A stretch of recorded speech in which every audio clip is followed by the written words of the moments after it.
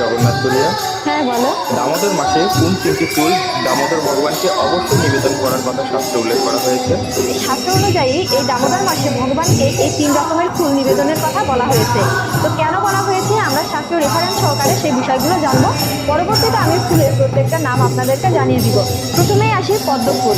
অর্থাৎ দামোদর মাসে বিশেষ করে দামোদর ভগবানের বা দামোদর গোপালের চরণে পদ্ম ফুল নিবেদনের কথা বলা হয়েছে। স্কন্দ পুরাণের বৈষ্ণব খণ্ডে বলা হয়েছে দামোদর মাসে পদ্ম ফুল নিবেদন করলে ভক্ত জীবনে হৃদয়ে ভগবানের প্রতি জ্ঞান প্রস্ফুটিত হয় বা ভক্তি বৃদ্ধি পায়। অর্থাৎ যত্র পদ্মম তত্র বিষ্ণু, অর্থাৎ যেখানেই পদ্ম ফুল রয়েছে সেখানেই ভগবান বিষ্ণুর অবস্থান রয়েছে বলে ধারণা করা হয়।